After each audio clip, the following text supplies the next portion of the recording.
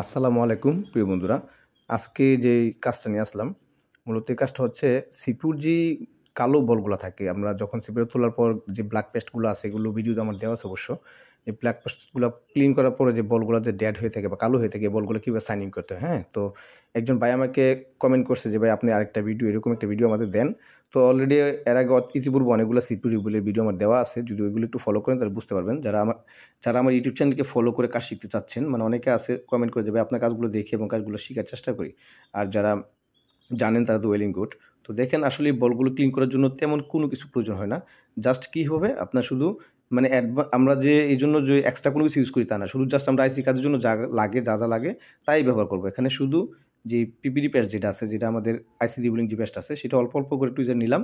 আর আইসিটাকে তরল পেস্টটা দিয়ে আমরা সবটা আইসি দিয়ে দিলাম। দেওয়ার পর দেখেন এখানে তরল পেস্টটা একটু বেশি ব্যবহার করবেন। বেশিগুলো ব্যবহার করলে যেন আইসিটা যেন কোনো কারণে নষ্ট হওয়ার চান্সেস না থাকে, হ্যাঁ? তো এই ক্ষেত্রে দেখেন তাতালটা বেশি প্রেশার দেওয়া যাবে না।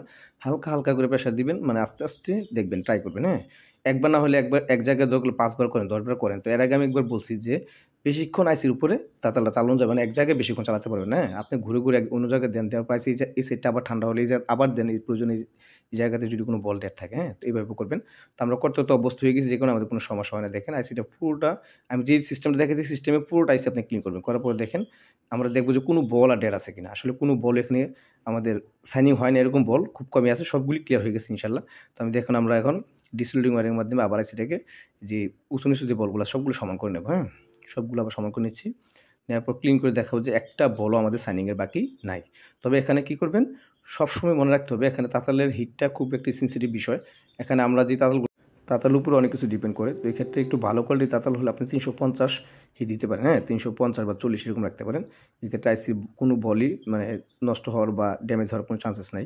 তো এক্ষেত্রে খুব সেনসিটিভ কাজটা করতে হবে। এই কাজগুলো আসলে যত হালকা হাতেছে মানে যত স্মুথলি করতে পারেন, হ্যাঁ? একটু একদম রিল্যাক্স মুড যত করতে পারবেন ততই সবচেয়ে ভালো, হ্যাঁ? তো দেখেন আমরা সবটা আইসিকে ক্লিন করে নিলাম ডিসোল্ডিং ওয়্যারের মাধ্যমে। এখন আমরা সেটা ক্লিন করব, থিনার দিয়ে পরিষ্কার করে নেব, হ্যাঁ? পরিষ্কার করব, দেখব আমাদের আইসিগুলো সবগুলো বল শাইনিং হয়েছে কিনা, হ্যাঁ? তো এই কাজগুলো আসলে যারা আমাকে কমেন্ট করছেন তাদের রিকোয়েস্ট আজকে ভিডিওটা করা।